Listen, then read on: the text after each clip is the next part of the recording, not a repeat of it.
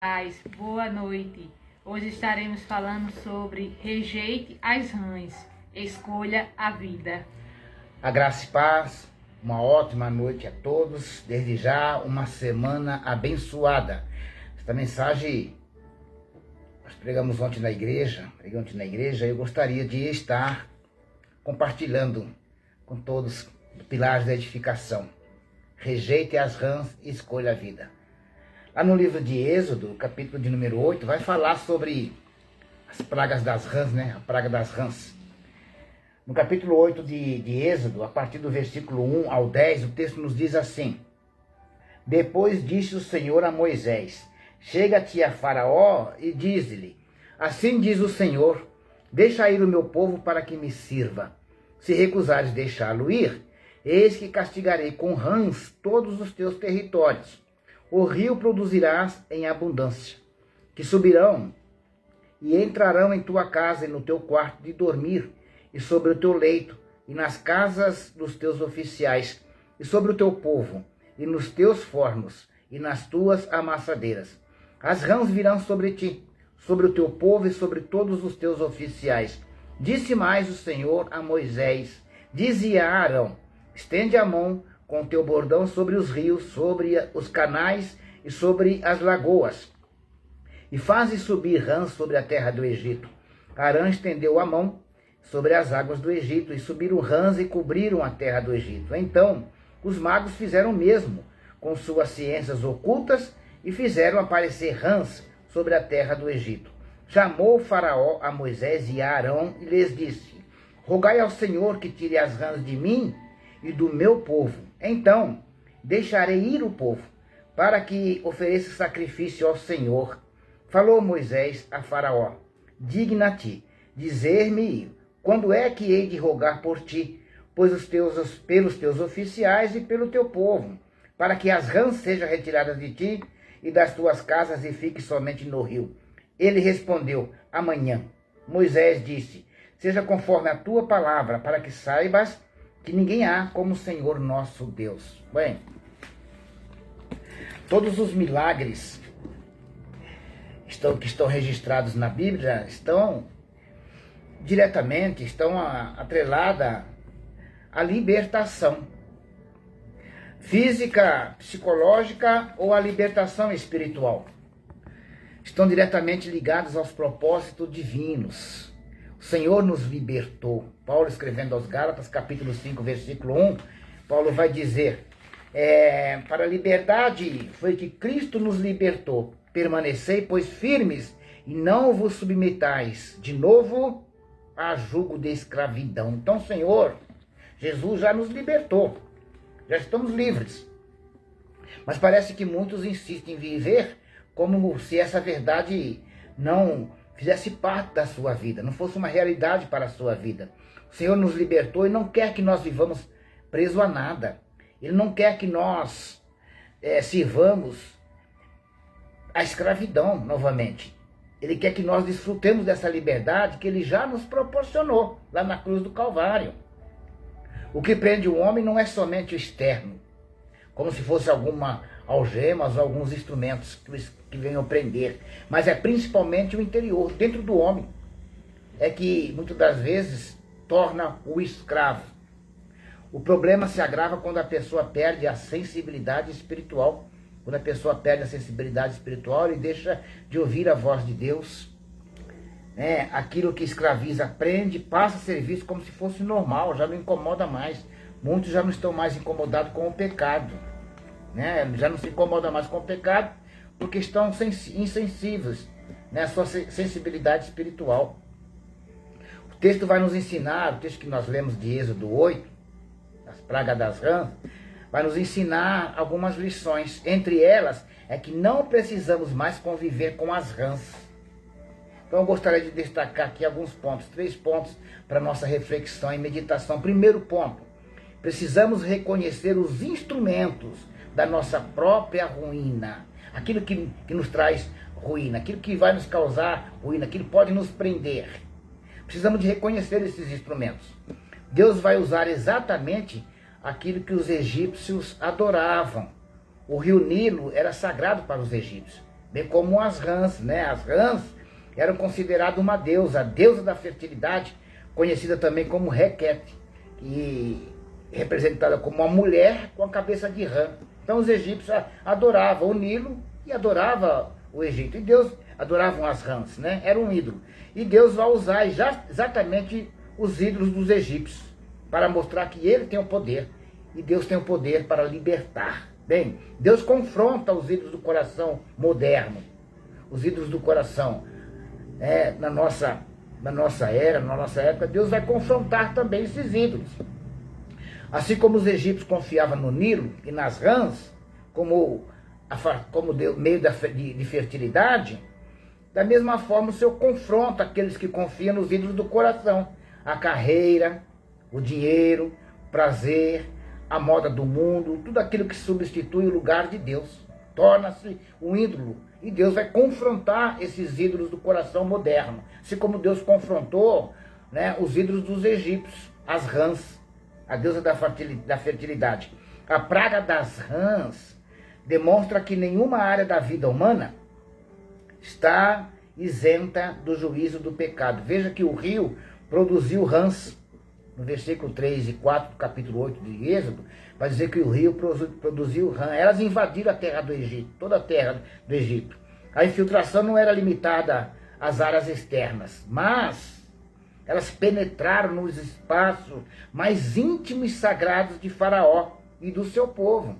As casas foram tomadas pelas rãs, os quartos, as camas, a cozinha, o palácio de Faraó, né? Isso não é somente um incômodo para eles, mas também uma violação de espaço pessoal e até mesmo de higiene. As rãs estavam em todo lugar e eles não podiam tirar a rã de lá, porque era sagrada. Era a deusa da fertilidade para eles, era algo sagrado, então eles não podiam tirar de lá. E muitas pessoas passam a conviver com o pecado, porque o pecado se torna um ídolo, né?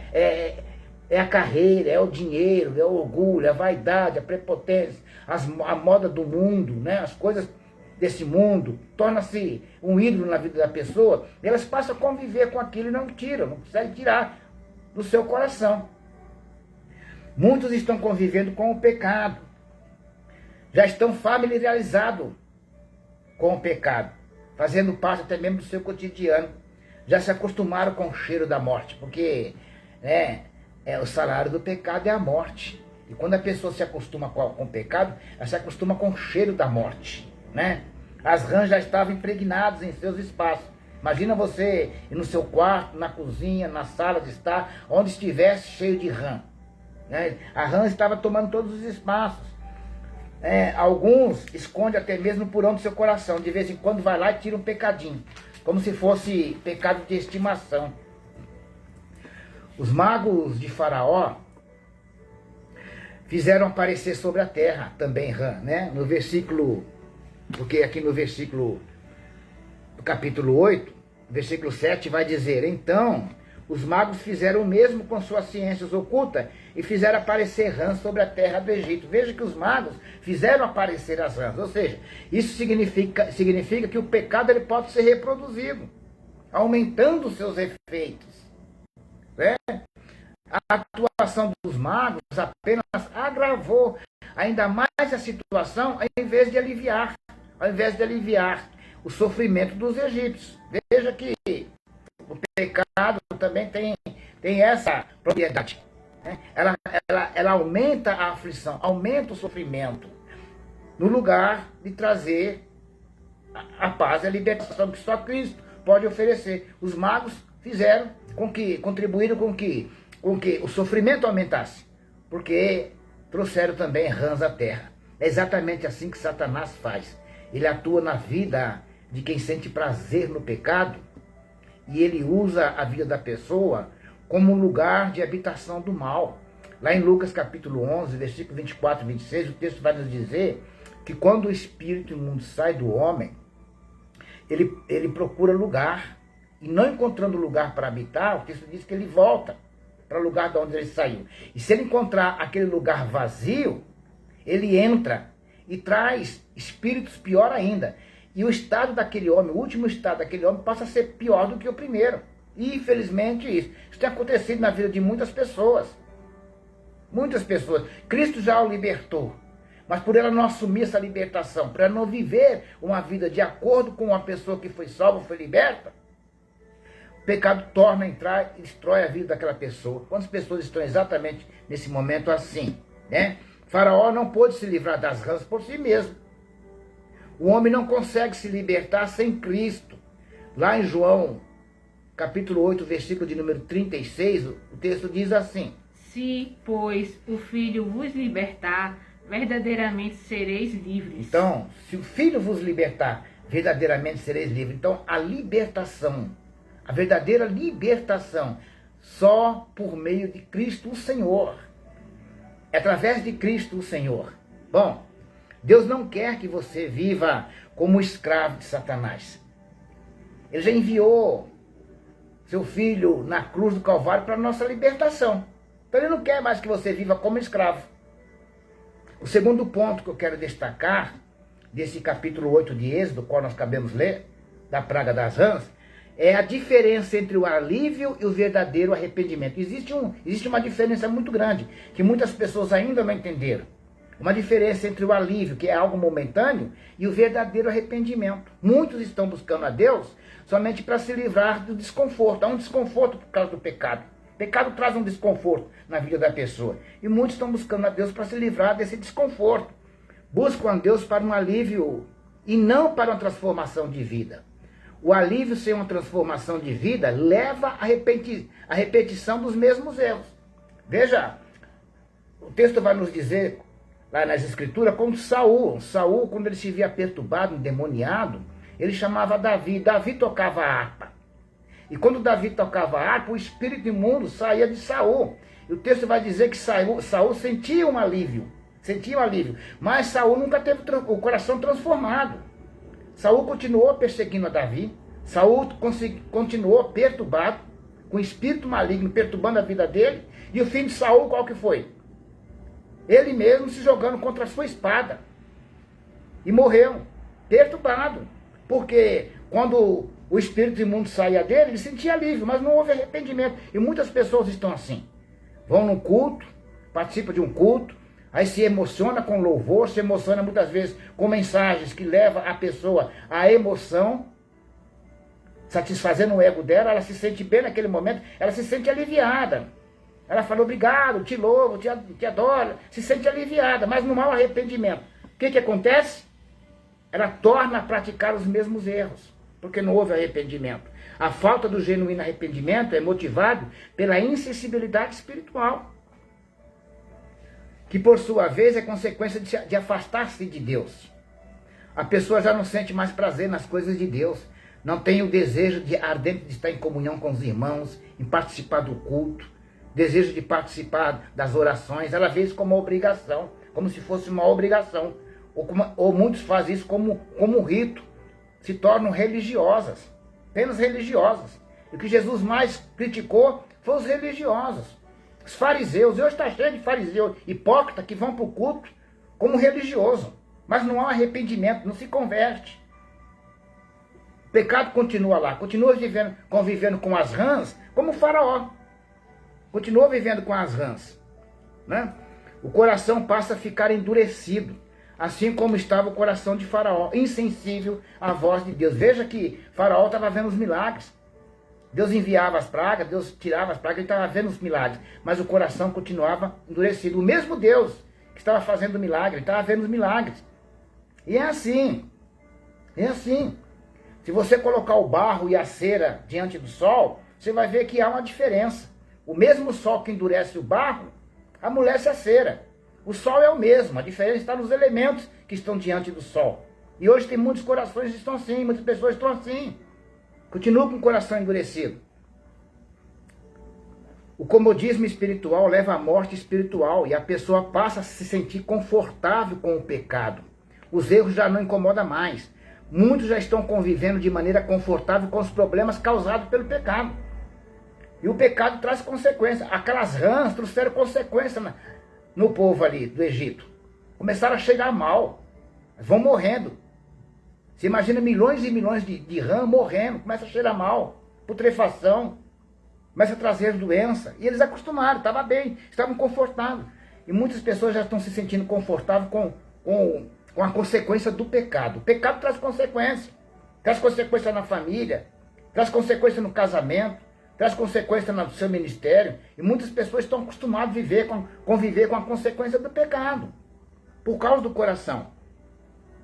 A resistência do homem, muitas vezes, faz com que ele prefira o que lhe é familiar, mesmo que lhe aprisione.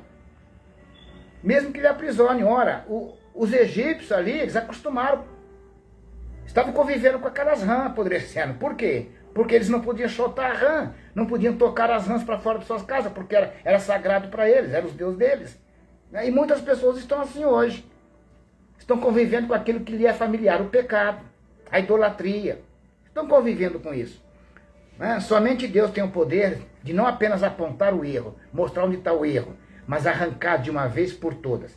Mas para isso é necessário reconhecer a soberania de Deus e submeter-se totalmente à sua vontade. Terceiro ponto que eu quero destacar aqui no livro de Êxodo 8, sobre as pragas das rãs, é que a sua escolha de hoje, determina o seu futuro.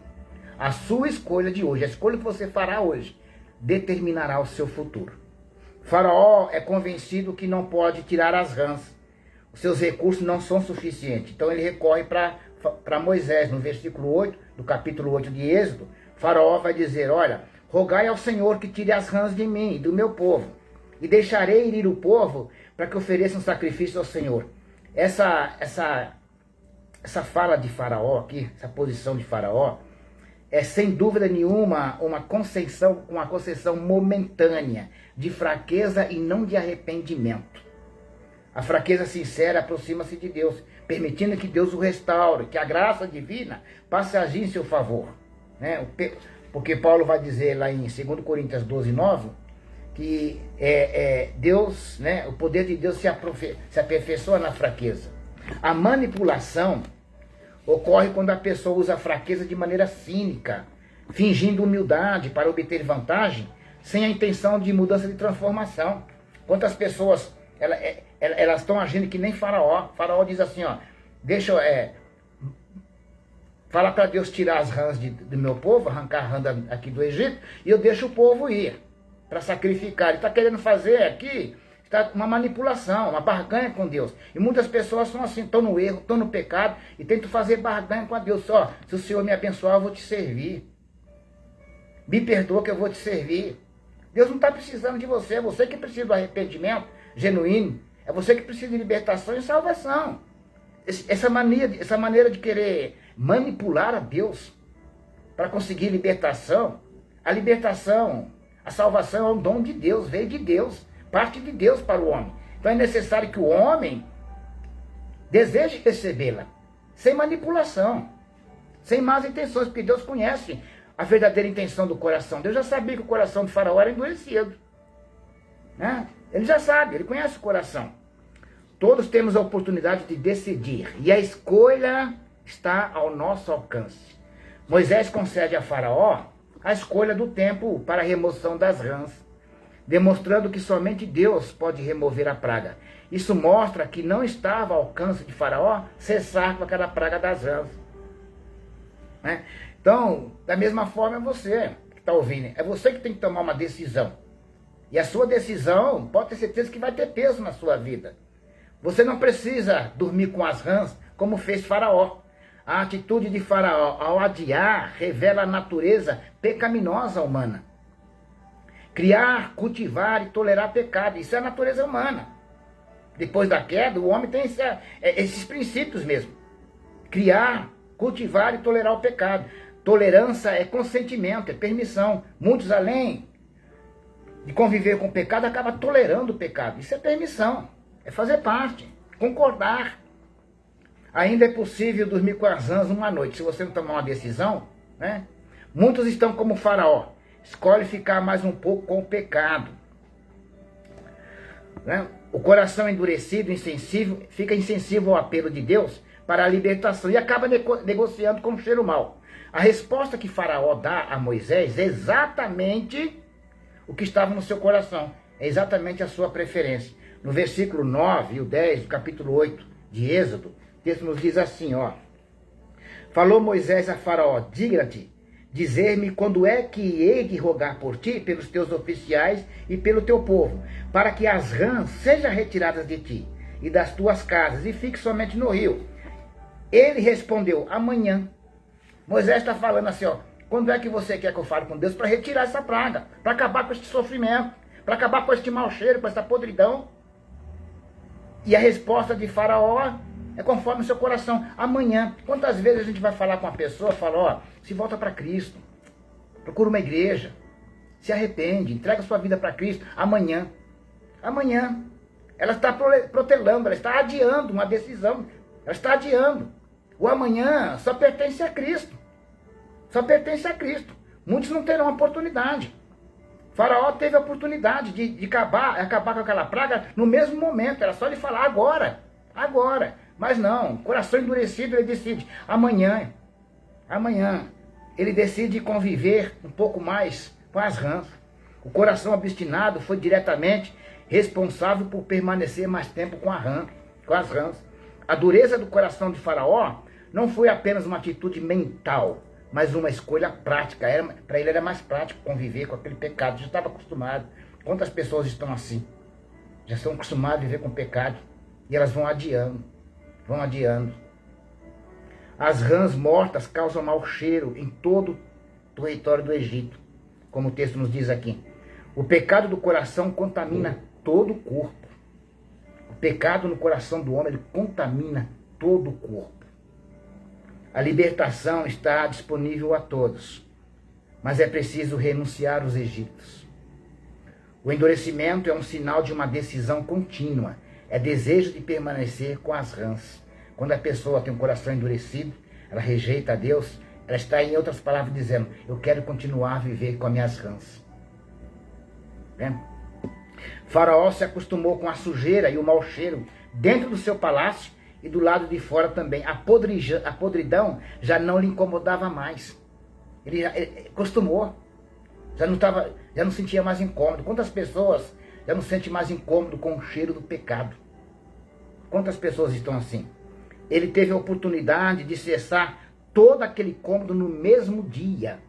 Lá em Hebreus capítulo 3, versículos 7 e 8, o texto vai dizer, se hoje, ouvires a sua voz, não endureçais o vosso coração. Hoje é uma grande oportunidade.